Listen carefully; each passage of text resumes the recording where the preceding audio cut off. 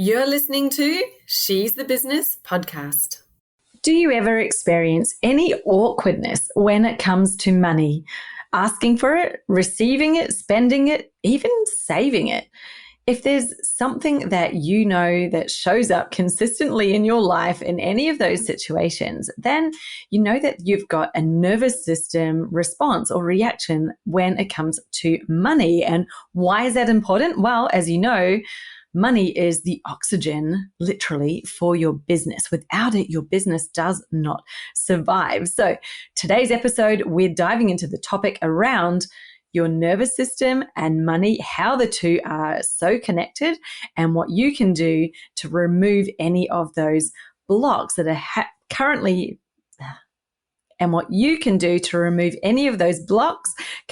present in your nervous system so that you can find money flows to you much more easily. Stay tuned. It's coming right up. Hi, I'm your host, Jessica Osborne, and over the last 25 years in marketing and business, I've helped many brands to launch, scale, and grow, with some of them becoming multi-billion-dollar companies. I'm here to inspire you to get out of your own way and create a profitable, fulfilling business while living the lifestyle you really desire, without all the hustle. So I bring you She's the Business podcast, a unique blend of strategies, tactics, mindset, health, and spirituality, literally everything you need to be the successful leader of your dream business.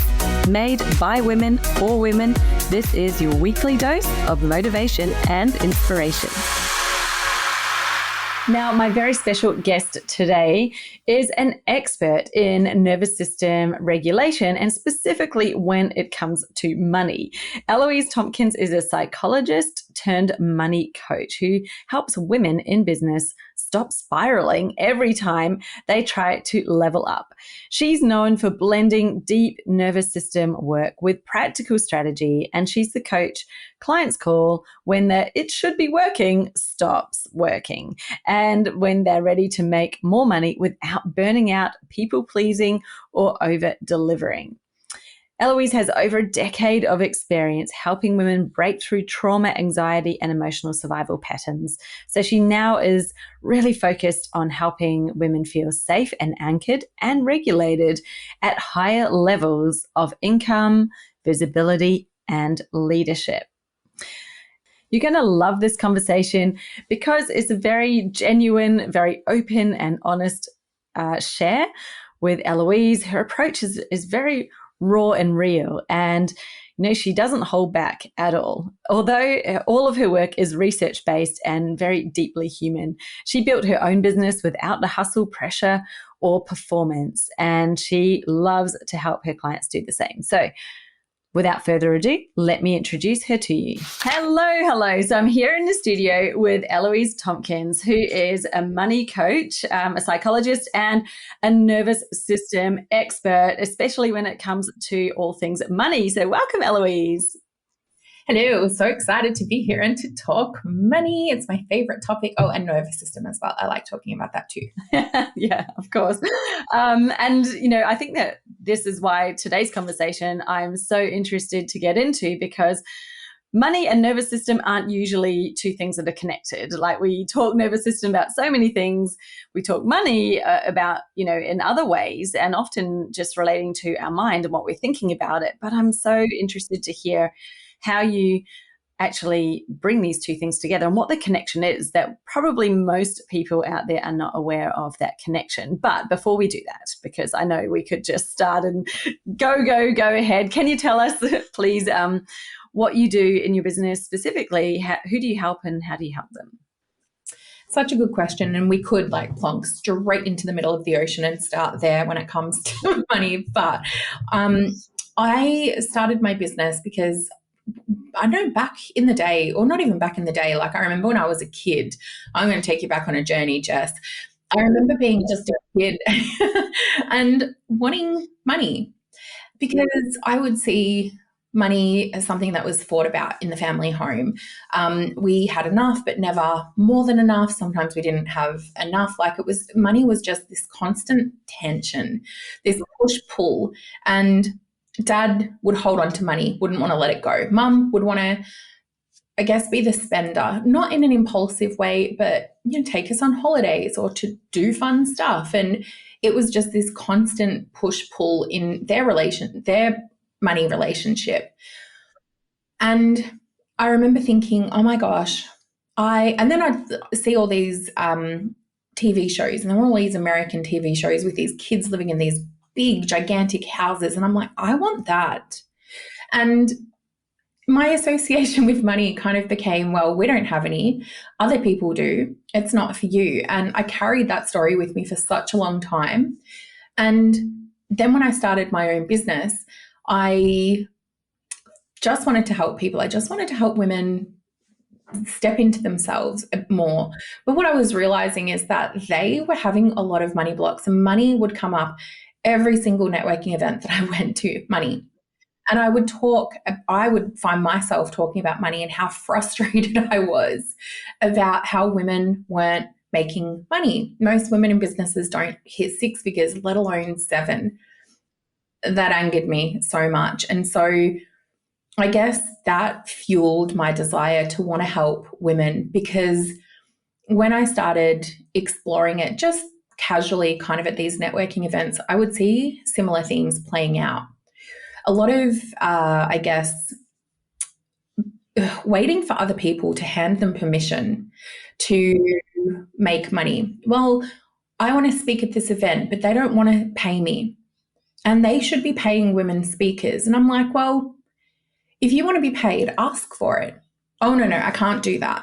And so I was just starting to realize all of these blocks, because obviously my psychology part kicked in and I saw things from a unique perspective. And I'm like, wow, this is really fascinating. So that kind of drew it all in. In terms of the nervous system, what I saw there was, and I find this so interesting, because I remember when I first became, or was first working towards my psychology qualifications, I was working in a job where there was such a low income. I was working with people who were below the poverty line, and they had money struggles. And I was like, oh, well, that makes sense. Like, they don't have money. It makes sense. Like, that they're panicking and they're stressed and they're overwhelmed and, they're just fighting to keep themselves afloat. But then when I moved into like private practice, and I was working with just a very different population of people who had the $1 million house, they had the Range Rover, they had money, they were CEOs, they had successful businesses on the outside. But internally, they were still coming to see me, and their nervous system responses were the same as women who were in that poverty situation. And I remember, and so I guess it's kind of that culmination of just being in this position. My brain's very analytical, and I see, I guess, things in a different way. Yeah. The link, right? That's crazy. And so I just thought, I just saw this gap in terms of so many people are working with money mindset, which is absolutely one piece of the puzzle, because mindset is thoughts, of course, but what they were missing is the nervous system, how we feel about money, our body. And so that's the work that I do, is bringing, I guess, what is often the last piece of the puzzle into the picture and helping people with that. Yeah.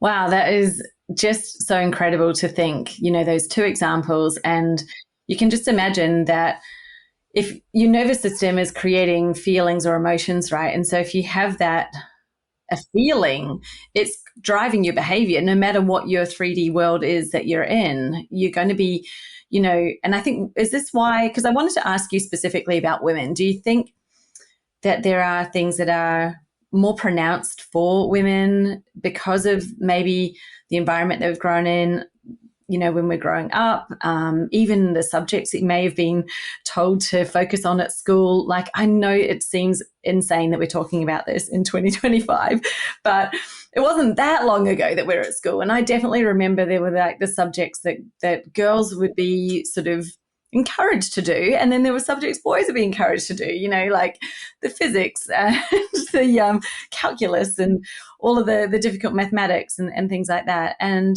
it's interesting because I didn't question it at the time. You don't question these sort of things as a kid, do you?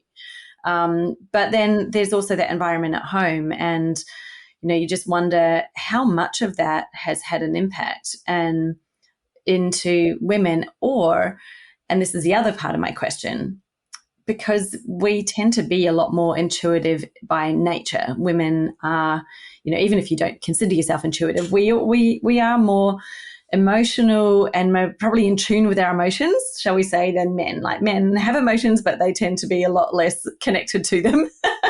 I would disagree on that. And so, do you think that we, get so much more swayed by a feeling that we have without even really understanding why we're doing it and how that's then causing the behavior? So sorry, I've given you a giant 2-part question to answer there.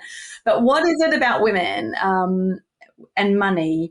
Because when we look at all the data, it just tells us across the world, right? Women don't earn as much as men. There's still the glass ceiling. There's all the things. And no matter what we put in place, yes, people can say these jobs are the same, but they're not asking for more. They're not going in there and saying, I'm worth this amount, pay me the top of the range. They're probably going, I'll come in at the bottom of the range and I'll work my way up. We are often choosing without even realizing that we're choosing it.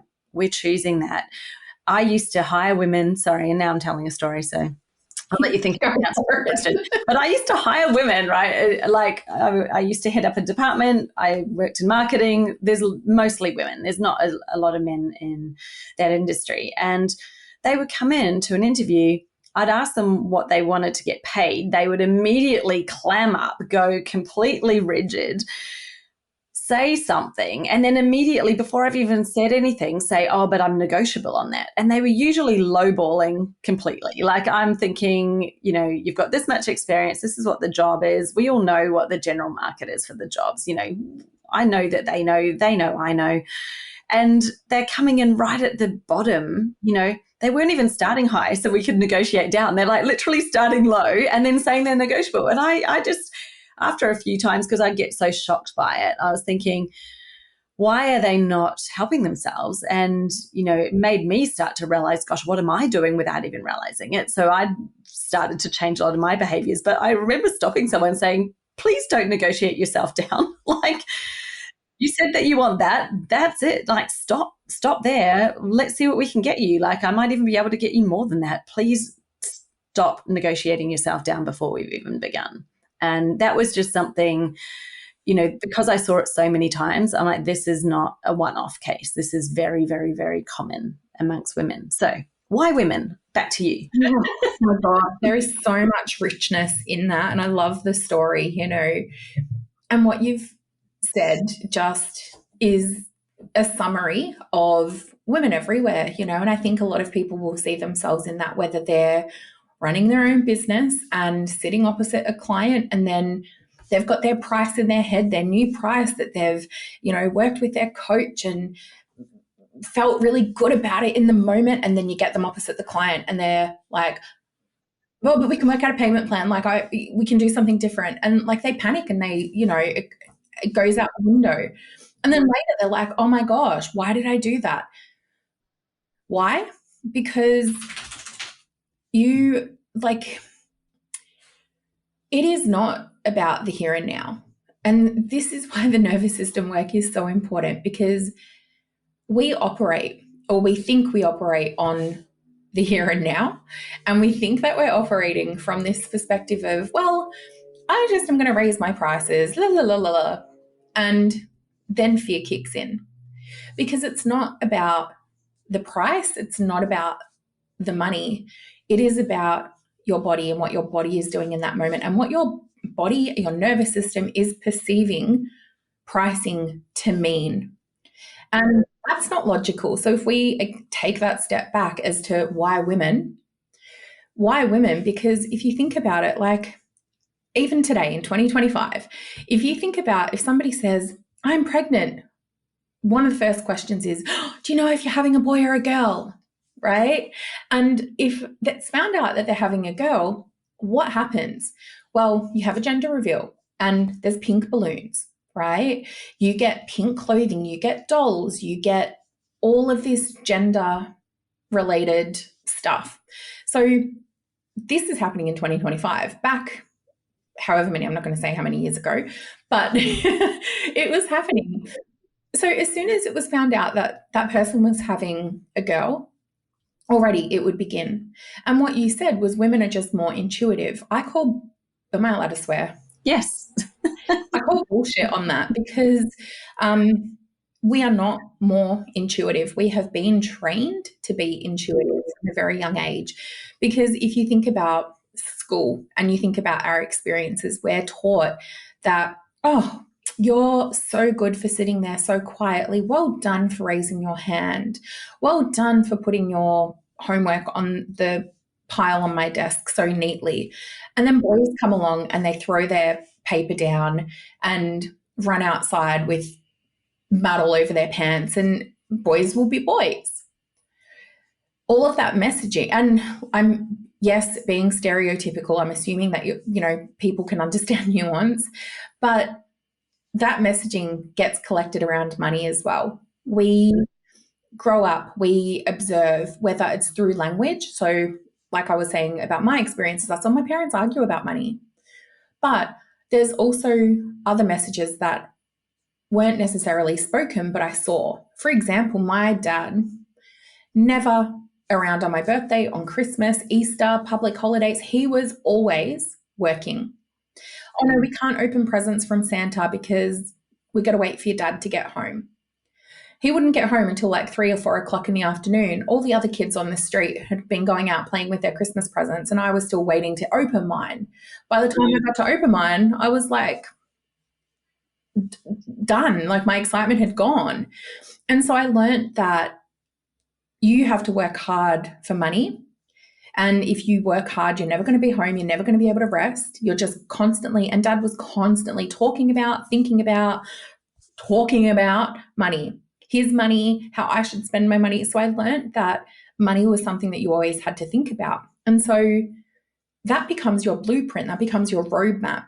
Like you don't just leave that roadmap behind. And I think a lot of people think, oh, well, that was in my childhood. But it's not like there's this door that closes and says, okay, boop, I'm going to close that. Childhood's over there. And then you step through it and you become into this different person from adulthood. You're still the same person. And I think a lot of us kind of forget that. Yeah.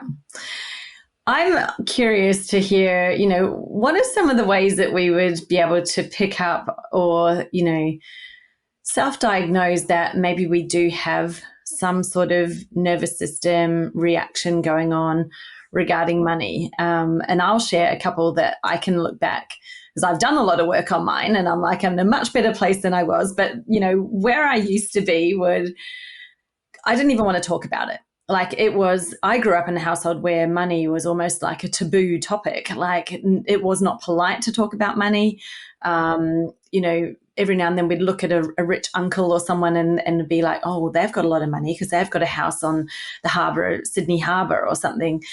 But it was just sort of spoken about in that sort of way. And mum and dad never shared their money woes with us. And so it was a really weird thing to even talk about it. I'm like, I don't know how to talk about it. I'm not really comfortable. And it was always not the done thing because no one did it, right? And so imagine then going into business or, wow, into work and then asking for raises. Like, oh, my goodness, that was just completely stressful. Like the palms are sweaty, the heart's racing. You try to talk yourself out of it. You try to reason that, well, actually, no, that's probably fine how it is. And then I remember at the start of this business, so that's not even that long ago, say just over 8 years ago, you know, my first discovery calls and I realized, I've got to tell someone the price and I didn't want to. So I said, I'll email it to you. And I didn't even say anything on the call. I was literally like, I got out of there as fast as I could with my my heart beating. I probably like looked awkward. I'm sure I sounded awkward.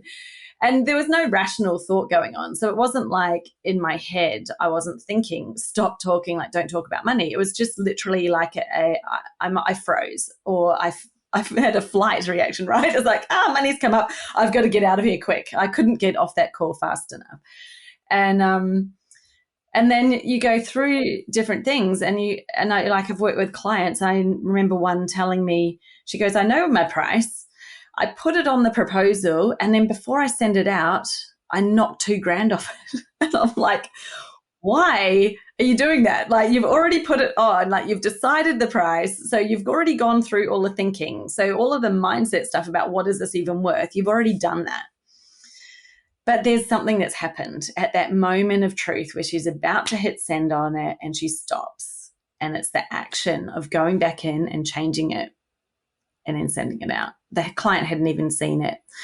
And it was so interesting because the same person, like fast forward a couple of months, like done some work on her offer and what it was, and really got that sort of signature thing happening, and helped her, actually pick a price that was 3 times as much as her price where she had been discounting from, like not even the one that she used to sell it at, but the one that she thought she would sell it at before she would discount it. So it was 3 times higher. And she was like, that just feels like so much. And I'm like, well, what have you got to lose? Like, put it out there, see what happens. And the very first person said yes without even blinking.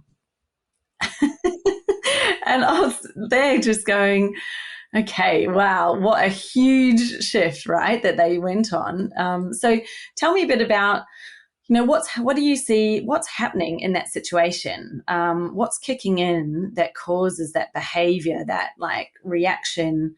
And are there any other sort of classic examples you could think of that business owners might be doing without even realizing that that's what's happening? Gosh, I love that so much. It makes me laugh because that's so classic, like those discovery calls and sitting there. Pricing is a huge one, like I think you've nailed it on the head. Like, had a client who was trying to raise her prices, one she has now, but it was $25 and 8 months. Couldn't do it. She was just like, the panic was so real. And the thing is, and it fascinates me because logically we get it. Logically we know, well, we get it.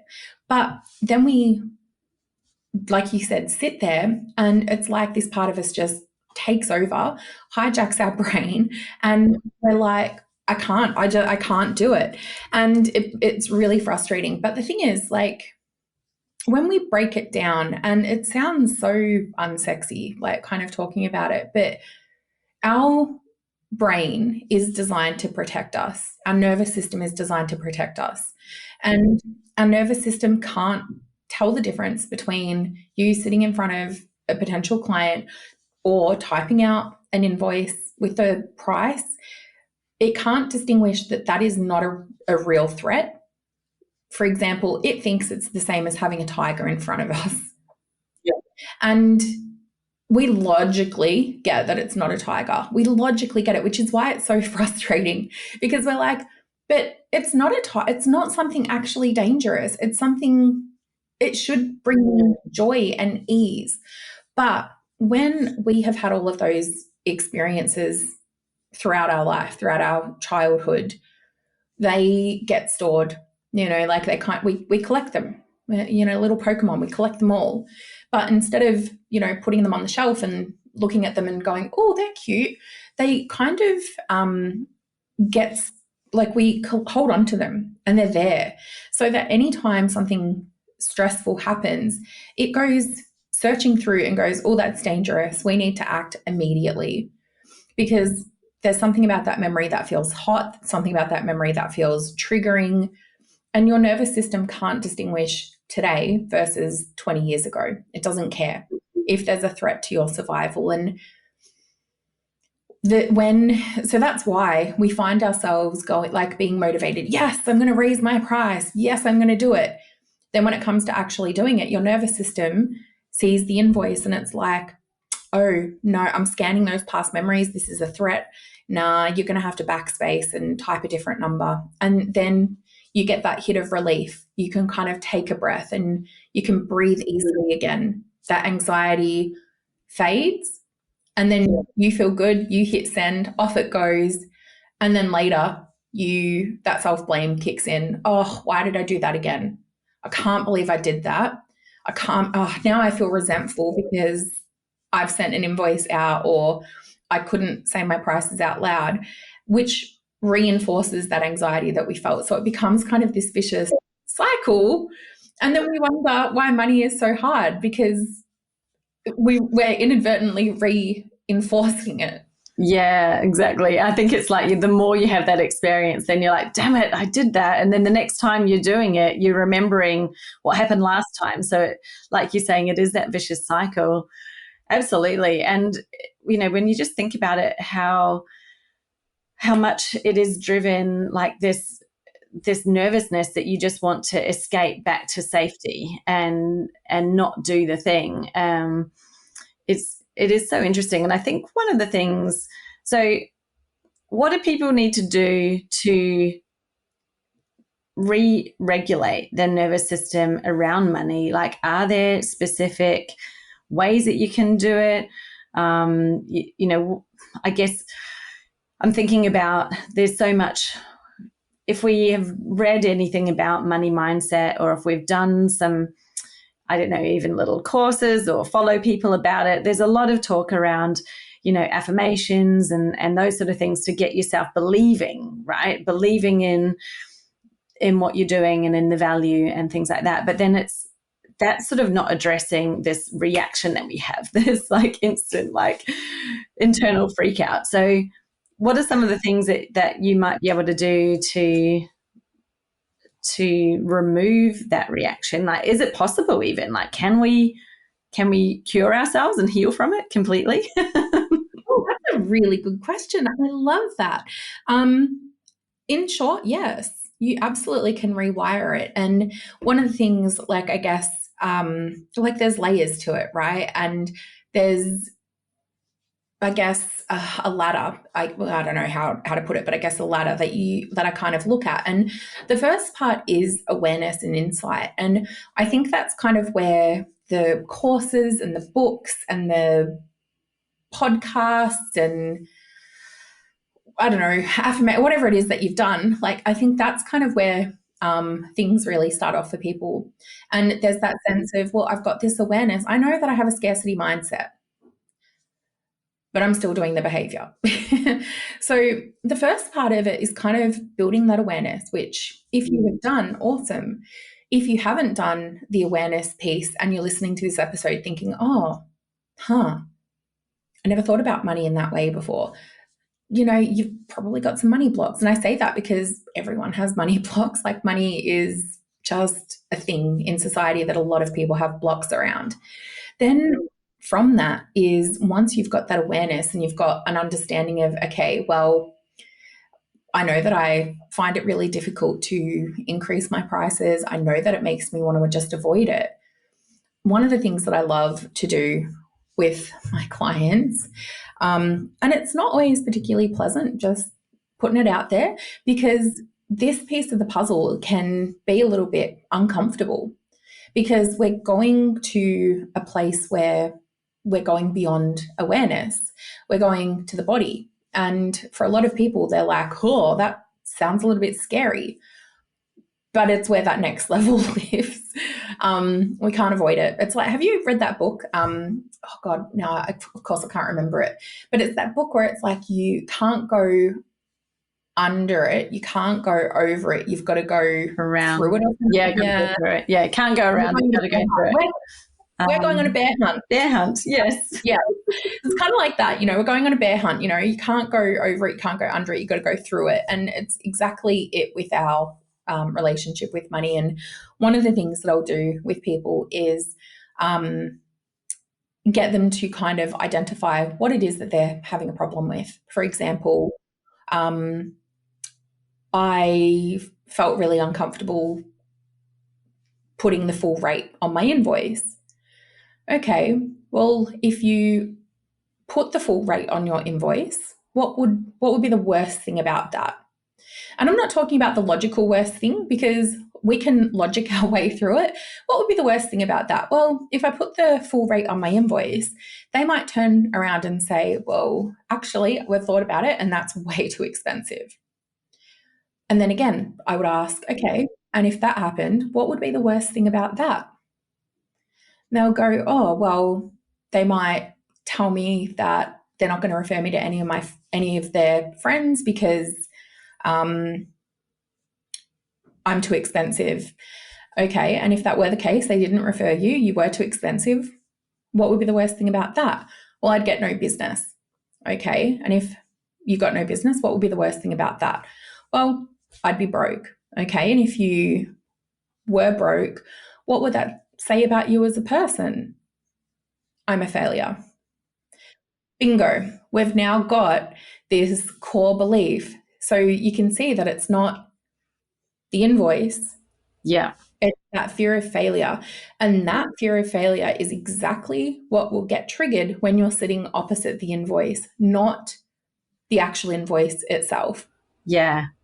It's like what you're making it mean, right? So it's like putting the number on the invoice. It's just a number and it's just a document. So that whole fear that was around that was all about what you're making it mean, which is living in your body. Yeah. Yeah.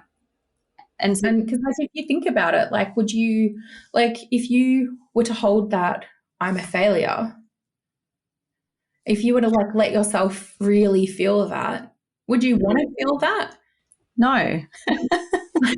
Like, no, right? Like, of course, nobody wants to feel that, because that belief takes us back to when we were like a kid and, you know, like these experiences that we had, but our body doesn't care that stuff happened back then. It's just like, oh, this feels uncomfortable. It's bringing up something. I'm going to squash that down. I'm going to do what I can in this moment to make this emotion, this feeling go away as fast as I can. Oh, I'm going to change the price. Oh, relief.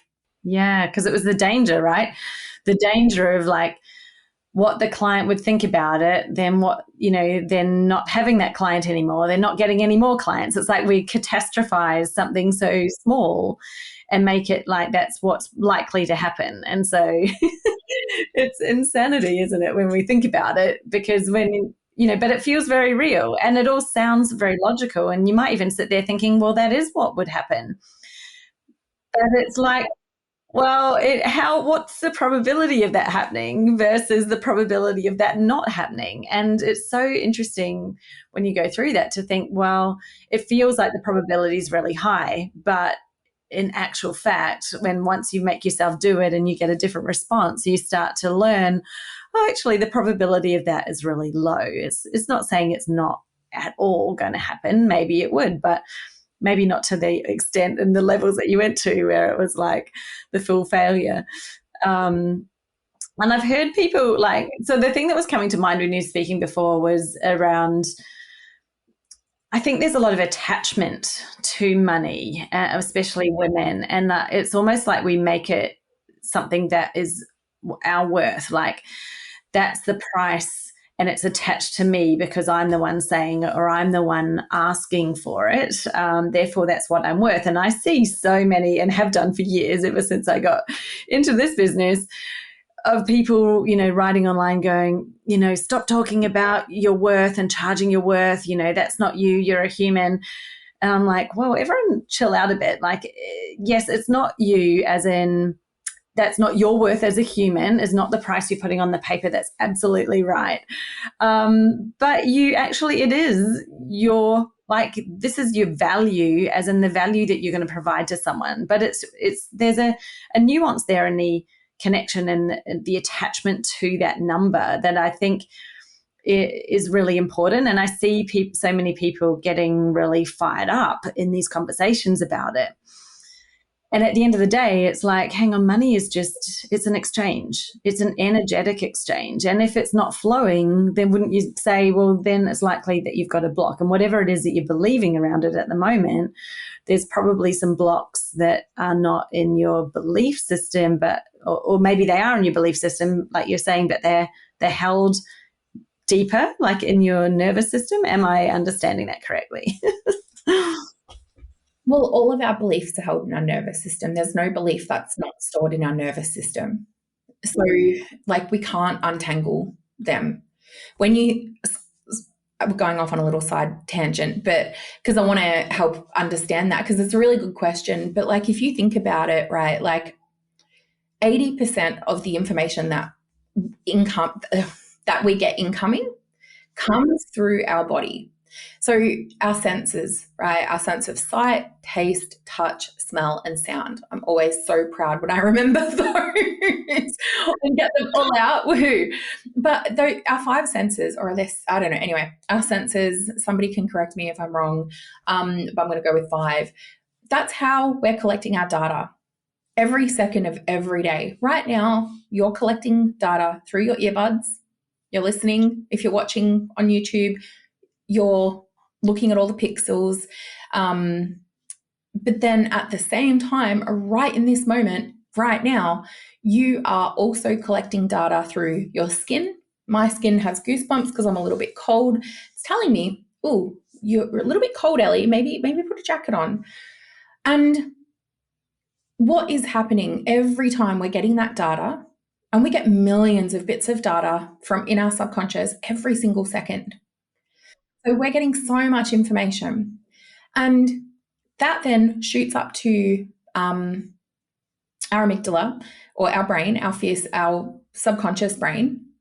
And it's like this little gatekeeper, and it says, oh, what do I need to do with this information right now? Is this temperature that I'm collecting from my skin something that we need to deal with immediately? Or is it something that isn't going to kill me? It's not going to kill me. Okay, great. If I had my hand on a hot stove, though, that'd be a different story. It'd be telling me, do something about this now. And so we have this sense that because we can almost like hear our thoughts, or we can be aware of our thoughts, it should just be easy enough to change them. But I'm going to ask to do a little experiment. Are you open to that? Yeah, let's do it. Okay. And listeners, you're also invited to do this experiment as well. But have a think about a white bear.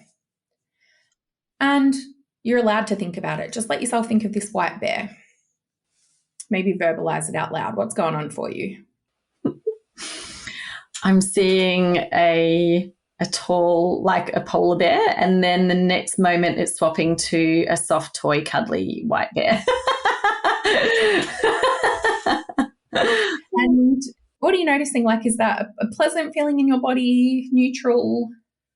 Yeah, very neutral. Okay. Now, for this bit, I do not want you to think about that polar bear or that white cuddly bear at all. Don't think about it. I can see you. What was happening for you? I was forcing myself to focus on your glasses. So where was the teddy bear? Where was the bear? I was still hanging around in the back. And how did that feel in your body? I don't know how it felt in my body. I didn't feel a huge emotion around it. I don't know if I should have or not. I wasn't paying attention to my body. You couldn't, right? No. So, isn't that interesting that it becomes harder when you're trying really hard to block something out? You lose the ability to focus on other parts of yourself because so much of your attention is being directed just trying to block it out. And yet at the same time, like, I could see it on your face. Like, I could see when it was popping back in because I could see your facial expression shift. And this is the thing, like, this is what I'm trained to do. This is why I'm so good at what I do, because I can see those micro expressions that people aren't even aware of that they have, which is their nervous system communicating. And the, I guess, point of that is to show that we can't control our thoughts. So when people say, you know what, think positive, or just tell yourself that you're a wealthy woman, or just tell yourself to raise the prices, you can't just replace one thought with another just because you want to. The other thing I want to try I like that little laugh, like, ooh. Let's just say you had somebody who was holding you at gunpoint Mm-hmm. and they said, I will let you go if you can love me. And I'm not talking about love going, oh, yes, I love you. I'm talking about you genuinely need to love that person, genuinely with all your heart, love. Could you do that? Because that's the only way they're going to let you escape. Well, that would take a lot. It would be very difficult. I don't know. You've got 5 seconds, Jess, otherwise that trigger's going to be pulled. Bring that feeling of love up. Bring the feeling of love up when you've got a gun held to you. It's not happening. And so I guess the point I want to illustrate there is, like, we also can't control our body. And which is why that regulation and a body awareness is important, because we feel things that are going to influence our decision making every single moment of every single day. We're going to have thoughts that are occurring because of how we're feeling. We want to change our thoughts because we think, well, if I can change my thoughts, then I'm going to change my behavior. And it's like, if I change my thoughts, I'll change my behavior. How many gyms have you signed up to because you thought, oh, I'm going to go to the gym and lose weight, and then not gone because about how you feel about it, probably not very motivated. Even though you wish you could feel motivated, you don't actually feel that. So it's the same with money. I want to make more money. I want to be able to work less, make more. Just like, you kind of help people doing your signature programs, right? Like, you want to help them make 6 figures in part-time hours. But if they're used to hustling and working their ass off, they might find it hard to do that if they don't consider how their body fits in it. Yeah. So if we've got these, like, you just showed us really clearly how we can't control our brain and our body. Like, the feeling that you have, you can't sort of shift it even if you want to shift it. So how do we fix these things that we have, like these inbuilt reactions that we have to money? Like, how can we change it if we can't just change it because we want to? Like, is there a way that we can change it so that we actually shift what that subconscious reaction is to money, and maybe it's a much more positive one where we allow it to come in, we don't block it, we don't push it away, and when we have it, we don't just try to throw it away. I think there's so many examples, right? You hear of how people explain the different money blocks, and it's like, some people have a lot of trouble attracting it or bringing it in. Other people get it in, but then they've got to get rid of it straight away. So, like, either way, maybe you end up in the same situation where there isn't the money. There's just a different way that they're using it. And then other people who can't release it. And like they will, often say, well, if you have money but you never let any go, then there's never any flow back in. Like, they don't, it's not allowing it to come back in. So what can we, like, if we can't just sort of want to change it, and because we want it enough, it happens, what can we do once we've got aware? What are what actually works, I guess, is what I'm saying. Yeah, good question. And I think, like, again, a layered approach, but I like to call them little micro moments where, rather than, because I think a lot of times we try and go from 0 to 100. Yeah. I love it now. I know. I'm like, I want it now. I want it now. I want it yesterday. Come on. And so we'll try and push ourselves to do something that our nervous system is just like, because when you're responding in that way, I guess, you're allowed to have your feelings around it. You're allowed to have fear.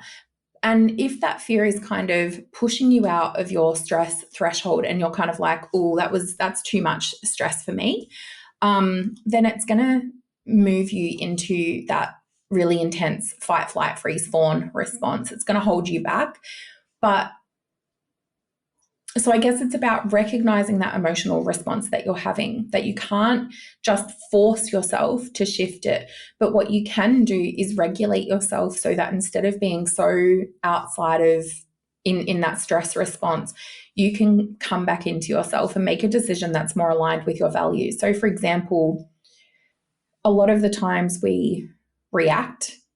Like, for example, when you're on that call, the discovery call, and you couldn't say the prices out loud, that sounds like it may have been a reaction. What I mean by that is it happened instantly. Okay, we're done now. See you later. I'll email you. Boop, end the call. Yeah.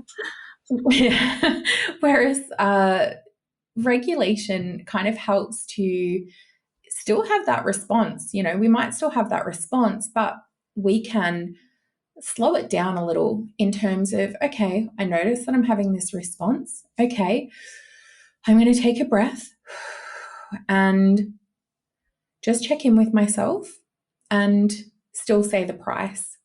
And that comes from being able to, I guess, have awareness, have some tools. And I love the breath. Like, for me, breathing is a huge anchor, and it sounds so simple. And I don't know, past me would have rolled my eyes, breathing, like, you kidding? Like, it sounds so stupid.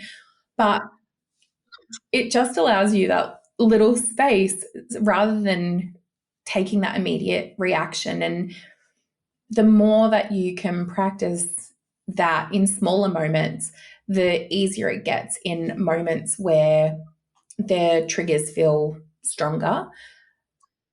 Yeah. That's awesome. And so there's obviously some things that you can do yourself, like, you know, thinking about it and maybe consciously slowing down and breathing, letting yourself know that there isn't any danger. Because I remember when I did that, and then I remember like there was a shift and a change in what I did in those calls, to the point where I was like, okay, I feel really good about saying my price. And I just would say it and then stop talking and actually just even be comfortable with silence. Like, that took a lot of practice. I had to, you know, really prepare myself for it beforehand and be like, this is what I'm going to do it. But it was amazing. Like, once you start having those moments and then being like, oh, this feels so much better, I'm getting a really good outcome, you know, you obviously, the calls are converting into clients, then it really quickly shifted a lot of things for me. But I'd say that because I didn't do any actual real healing work, I kind of did probably some of the surface level stuff, was those things would probably still be there. It's just that on another level, I'll discover them again, then on another level, right? When there's something more at stake or something bigger, then I'm sure that subconscious reaction still exists because I literally did not heal it. So yeah, I guess that's sort of part of what you help people do, like the processes that you go through to help them actually shift those subconscious kinks, shall we call them? Kinks. Yeah, so true. And I think it's like one part of it is that regulation. And I love like what you were describing, the visualization, absolutely spot on, because your brain doesn't know what's real and what's created in your mind. And if we're constantly visualizing, like you were saying before, the catastrophizing the worst case scenarios, then we're going to continue to embed that in our DNA. And so I love the visualization, and I love the looking for little moments of abundance throughout the day, like as a way to kind of retrain your brain to focus on abundance. Like, I went to the park the other day with my dog. Sorry, I'm digressing from your question, but I went to the park the other day with my dog and I was like, oh my gosh, there's an abundance of grass. Like, how cool is that? Oh my gosh, there's an abundance of leaves. Like, there is abundance everywhere. Everywhere. Yeah. Yeah. So it's just also training your mind for wins as well. Like, and that's exactly what you did.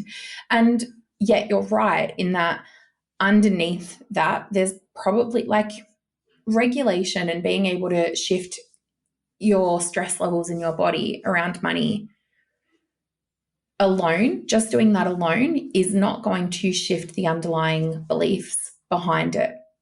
You might be aware of those beliefs, but it doesn't necessarily mean that you're going to, like we were talking about before, failure. It doesn't, just because you can kind of breathe through it and say your prices. I know people who are making millions, but they still have that fear of failure. They're just holding 7 figures because they've been able to, like, I don't know, that's just familiar to their nervous system. They can hold that much money, but internally they still feel like shit.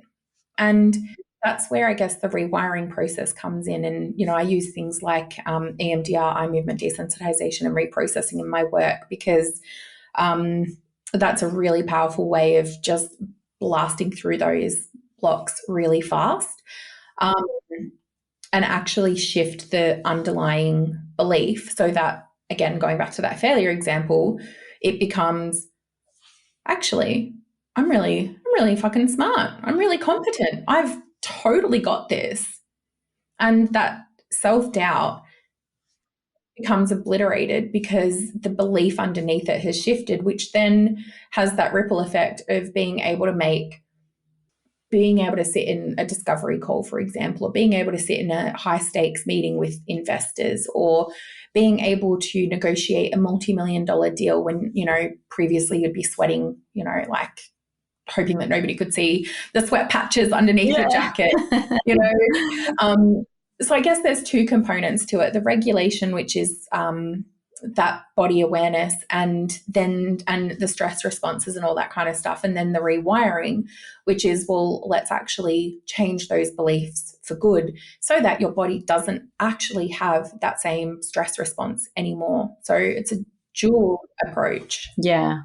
So powerful. I can just imagine saying to yourself that, like, I'm a failure, and then just immediately knowing in your body that's not true. Like, that's actually false. And that's what that rewiring would do, right? Because before you would have just still believed in it and looked at all the reasons why it's true. Whereas once you've healed it, you'd be able to look and think, that's so untrue, and here's why. Look at all the reasons why it's not true. They don't even think it anymore. Like it doesn't even come up. Yeah. And it's so wild. Like, I've had clients, like, it's just like, wow. It's like, because I'll get them to think about it. I'm like, okay, well, so that I'm a failure. And they're like, nah, I don't know. I don't know where it's gone. Wow. And it used to really surprise me, you know, not surprise me, but like, but now I just expect it and I just wait for it. And I love watching the confusion on their face, because they're just like, what did you do? Are you a magician, Ellie? And I'm like, no, I just know what I'm doing. And, you know, this is what was meant to happen, and we've just made it happen. And it's just really powerful, because the changes that they then go on to make in their business, like, or not even just their business, but like, I've had clients where we've done this work who have then gone in to negotiate multi-million-dollar deals, which were there in the scope of them. Like, I'm not saying that you do this work and millions are going to land in your lap, but it was already available to her. She was just terrified. When we cleared these blocks, she walked in and absolutely owned it, and was able to secure those multi-million-dollar deals, or raising prices with ease. Having, like, another one of my clients was not charging someone a fee to use resources that she had. And she was really resentful, because she was like, I'm giving this person all these resources and they're not giving me anything back.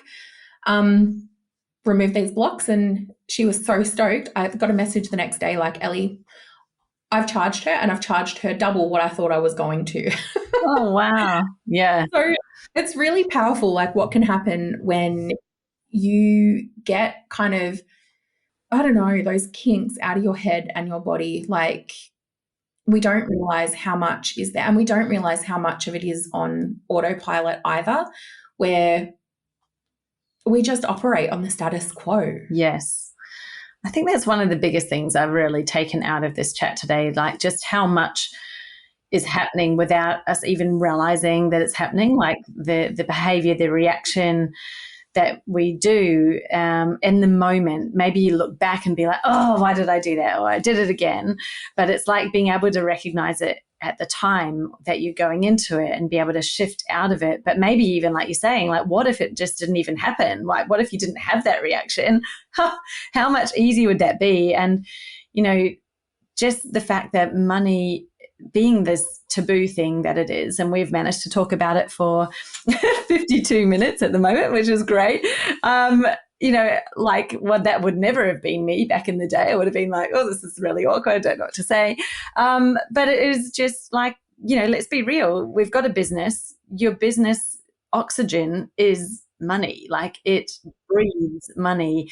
It's not a good thing or a bad thing. We don't need to attach anything to it. We just have to know, like, if you want to be in business, then being comfortable with money and being not emotionally charged around it, like as in able to receive, able to give, able to save it, able to invest it without these like freakouts happening that maybe are causing us to make some strange decisions. Like, that is just so important. You know, what a different world we would be in if we didn't have like such emotionally charged reactions to money. So I love the work that you do. I love that you focus on helping women because, you know, we do need to change the status quo. We still have a lot of work to do in the world to, you know, see more women business owners in that multiple 6-figure, 7-figure range. It is so possible. And I know that everyone, when we look out there and we see people who are doing it, you go, it is possible.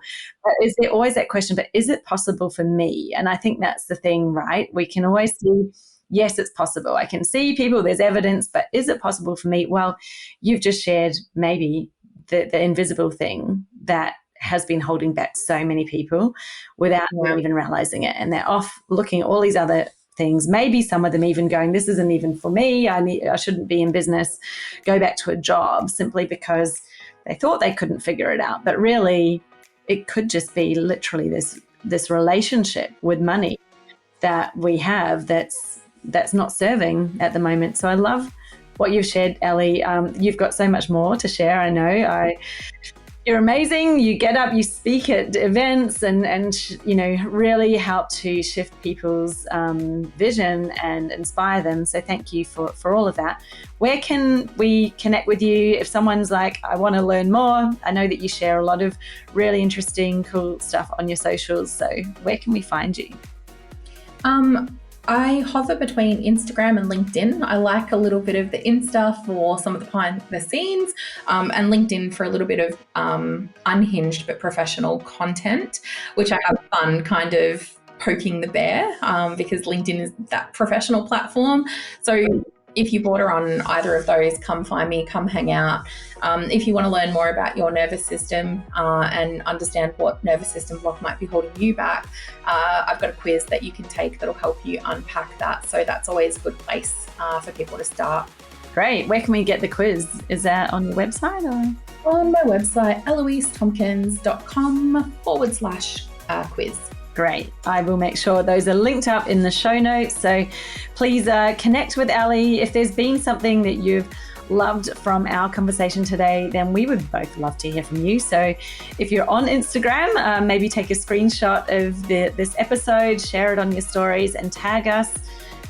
We honestly love to hear your thoughts, your feedback, or even if you're just like, yay, what a great conversation. We like to hear that too. So please do reach out and share that with us. And otherwise, we will be back again next week. I look forward to talking with you then.